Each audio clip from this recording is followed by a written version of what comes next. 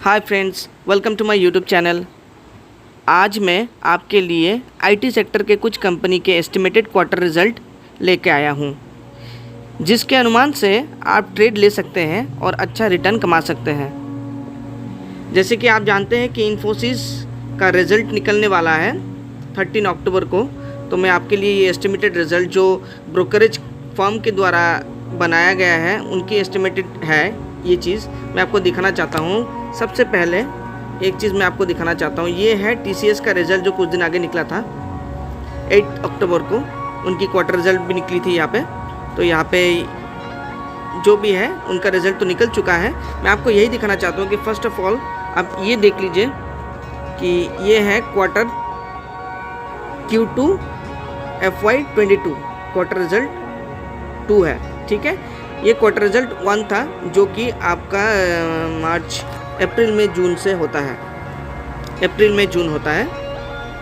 उसके बाद आता है जुलाई अगस्त सितंबर, जो ये है, जो आपका ये है जुलाई अगस्त सितंबर। तो अभी सितंबर चला गया, अक्टूबर आया है, तो ये इस महीने के क्वार्टर रिज़ल्ट हमें देखना है, ठीक है। तो अभी आप देखिए ये है क्वार्टर F1 2021 जो पहले का रिज़ल्ट है। अभी हमें क्या करना है, जो रेवेन्यूज़ है, एबिटा है, फिर जो भी आपका यहाँ पे देखना है वो इसके साथ 2021 क्वार्टर रिज़ल्ट जो था उसके कंपैरिजन इसके साथ करना है, समझ गए, ताकि हमें समझ में आए कि कौन सा अभी क्वार्टर रिज़ल्ट में अभी बड़ी है या क्वार्टर रिज़ल्ट में मतलब डिक्लाइन हुआ है, ठीक है। तो हम सबसे पहले शुरू करते हैं, ये टीसीएस तो ख़त्म हो गया है, इन्फोसिस से शुरू करते हैं। तो इन्फोसिस को आप देखिए अच्छी तरह से, इसका यहाँ पे मैं आपको दिखाता हूँ, रेवेन्यू बताया गया है, ठीक है। एक मिनट होल्ड कीजिए।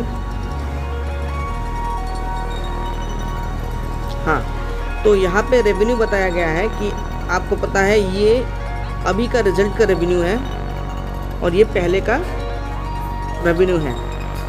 तो अगर कंपैरिजन में देखा जाए तो 3312 ये आगे का रेवेन्यू ग्रोथ था अमाउंट, और अभी का रेवेन्यू ग्रोथ अमाउंट है 3963 एस्टिमेटेड, जो ब्रोकरेज फर्म से उन्होंने मतलब बताया गया है। उनका जो अनुमान रहता है ना, एस्टिमेटेड जो मैं बता रहा हूँ, उनका अनुमान करीब करीब 80% मिलता है, क्योंकि उनको आगे ही डाटा सब कुछ मिल जाता है। तो इस वजह से आप यहाँ के रेवेन्यू देखिए कि इस बार का रेवेन्यू में थोड़ी सी बढ़ोतरी हुई है। अगर आप यहाँ पे देखें, तो ये है YOY ग्रोथ, मतलब ईयर बाय ईयर कितना ग्रोथ हुआ है ये परसेंटेज यहाँ पे दिया गया है, ठीक है। और ये quarter by quarter growth, QOQ growth आप देख सकते हैं यहाँ पे YOY ग्रोथ, और ये है क्वार्टर वाई ग्रोथ, ठीक है। तो अभी मैं आपको फिर से दिखा रहा हूँ। तो सबसे पहले रेवेन्यू का देखें,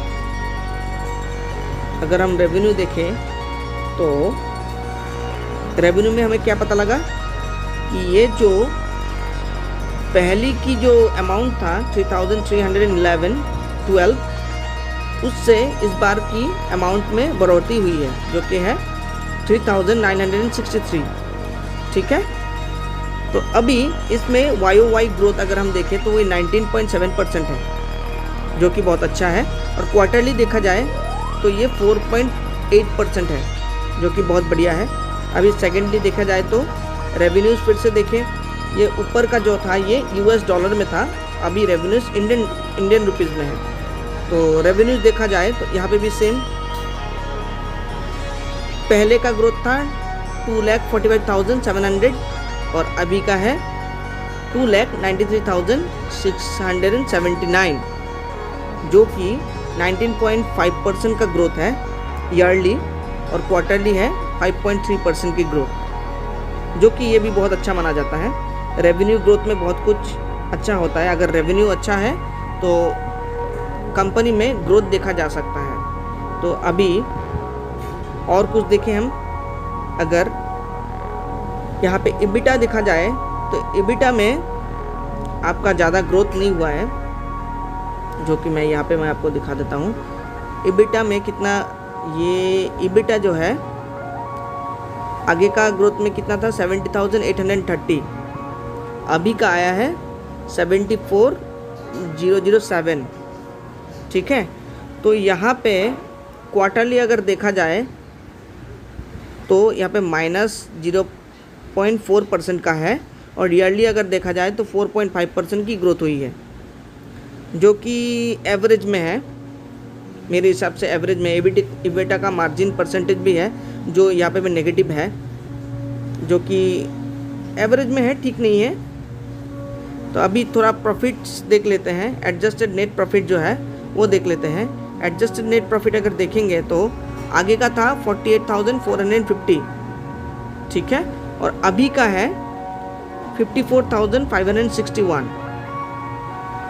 जिस वजह से ईयर ऑन ईयर जो ग्रोथ है वो है 12.6%, और क्वार्टर एंड क्वार्टर ग्रोथ जो है वो है 5%। तो आप सभी को पता है कि रेवेन्यू अगर ग्रोथ होता है, प्रॉफिट भी ग्रोथ होता है, तो कंपनी प्रॉफिट में चल रही है, और कंपनी अगर प्रॉफिट में चल रही है तो ग्रोथ इस कंपनी में हो रहा है। तो इस वजह से इन्फोसिस के शेयर्स जो है, जो रिजल्ट क्वार्टर रिजल्ट के दिन है वो है आपका 13 को इन्फोसिस का रिजल्ट निकलने वाला है। तो इस वजह से इस रिजल्ट जो मैं आपको दिखाया हूँ, इसके कारण अगर सेम एस्टिमेटेड रिजल्ट अगर आपको दिखा तो 13 से पहले 12 से इन्फोसिस के शेयर्स में बहुत मतलब ग्रोथ देखने को मिलेगी आप लोगों को।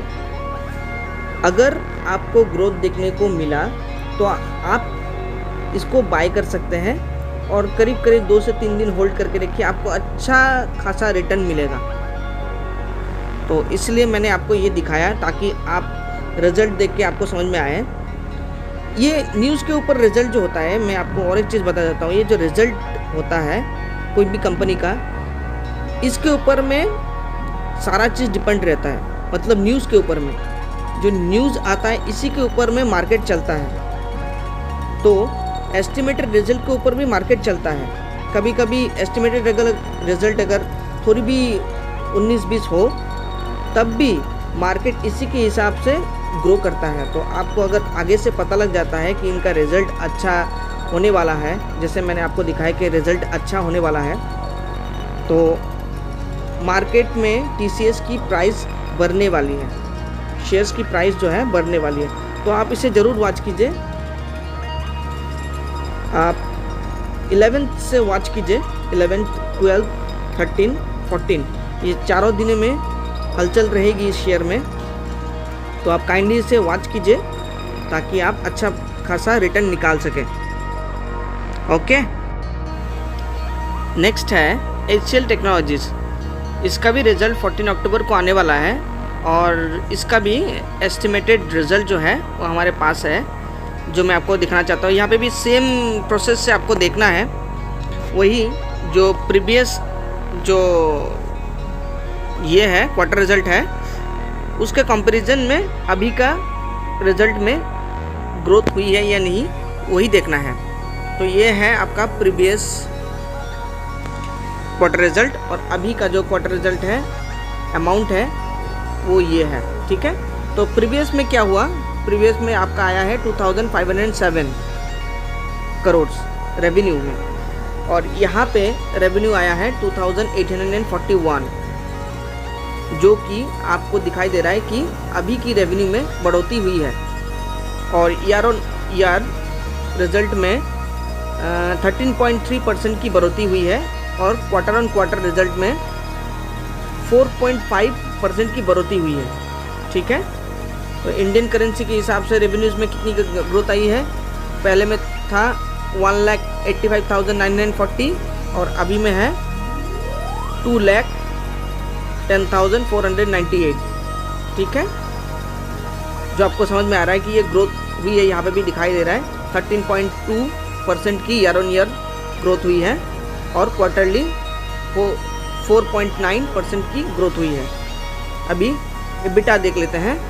EBITDA में भी अगर आप देखें तो कंपैरिजन में आगे में 45,660, अभी में 50,520 और ईयर ऑन ईयर 10.6% और क्वार्टरली 2.9%, जो इसमें भी बता रहा है कि ग्रोथ हुई है। ठीक है, तो अभी आपको और एक चीज़ देखना है, ईबिटा मार्जिन जो है यहाँ पे माइनस में है, जो कि परसेंटेज में अगर बताया जाए कि आगे में 27% की ग्रोथ हुई थी, अभी 24% की ग्रोथ हुई है, जो कि नेगेटिव में है।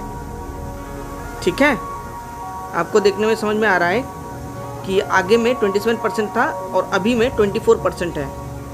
और इसकी एडजस्टेड नेट प्रॉफिट अगर देखा जाए तो आगे था 40,160 और अभी है 33,304, जो कि -17.1% की डिक्लाइन हुई है, लो हुई है।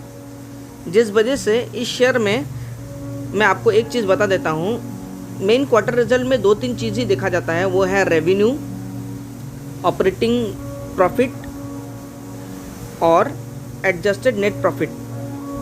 अगर नेट प्रॉफिट में यहाँ पे डिक्लाइन हुई है, मतलब लो हुई है, तो ये शेयर 14 के आगे 13 से ये शेयर में गिरावट हो सकती है, मेरे हिसाब से गिरावट हो सकती है, क्योंकि यहाँ पे ईबिटा भी लो है और नेट प्रॉफिट भी लो है, जो दर्शाता है कि इस कंपनी में ग्रोथ नहीं हुई है बल्कि लॉस हुई है।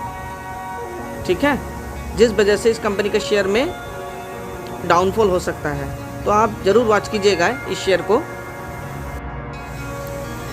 अभी विप्रो के शेयर में भी थोड़ा देख लेते हैं कि यहाँ पे क्या एस्टिमेट दिया गया है।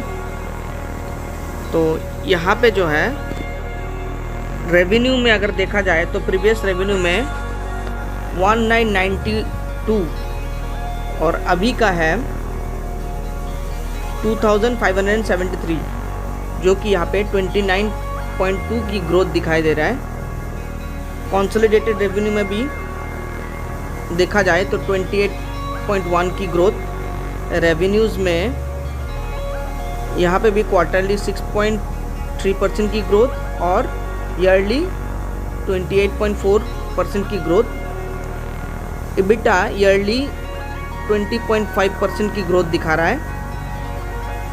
और बाकी देखा जाए तो प्रॉफिट, नेट प्रॉफिट की बात करें तो यहाँ पे नेट प्रॉफिट 23.3% की ग्रोथ हुई है, जहाँ पे क्वार्टरली अगर देखा जाए तो -5.4% डाउनफॉल हुई है। बेसिकली इनकी जो रिज़ल्ट है वो करीब करीब एवरेज में है, जिसके वजह से कि एज इफ विप्रो का शेयर कुछ दिन से और कुछ महीनों से बहुत ऊपर की तरफ जा रहा है, तो कुछ पॉजिटिव रिस्पॉन्स देखा जा सकता है इस शेयर्स में। लेकिन फिर भी आप वॉच करिए, अगर आपको दिखे कि ये शेयर्स जो है क्वार्टर रिजल्ट का जो डेट है उसके कुछ 1-2 दिन आगे से अगर इसमें थोड़ा सा डाउनफॉल देखने को नज़र आए आपको, तो ये शेयर नीचे की तरफ जाएगा। और अगर इस शेयर में क्वार्टर रिजल्ट डेट के अनुसार अगर इसमें अप ट्रेंड देखने को मिला, तो ये शेयर ऊपर की तरफ जाएगा। ठीक है, अभी टेक महिंद्रा के ऊपर भी देख लेते हैं। सेम प्रोसेस में रेवेन्यूज़ देखें तो यहाँ पे आपको 14.0% की ग्रोथ दिखाई दे रही है। ईबिटा में भी 19.2% की ग्रोथ दिखाई दे रही है ईयरली, और इनकी क्वार्टरली भी बहुत अच्छी है 4.8% और 8.2%। ठीक है, अब एडजस्टेड प्रॉफिट में अगर नेट प्रॉफिट में अगर देखा जाए तो यहाँ पे भी विप्रो जैसे ही हाल है।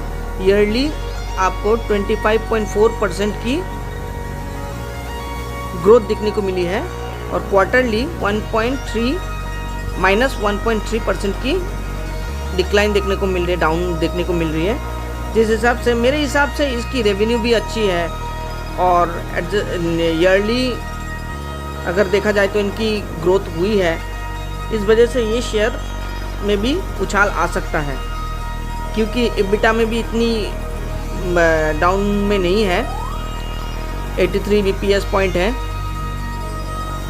जिस हिसाब से मुझे लगता है ये शेयर क्वार्टर रिजल्ट जो है 25 अक्टूबर को है, इस डेट के आगे 24 से इनमें उछाल दिख सकता है। अगर उछाल दिखे तो आप ये शेयर को ज़रूर बाय कीजिए और 2-3 दिन के आसपास या उससे भी कुछ दिन होल्ड करके रखिए, तो आपको एक अच्छा रिटर्न मिल सकता है।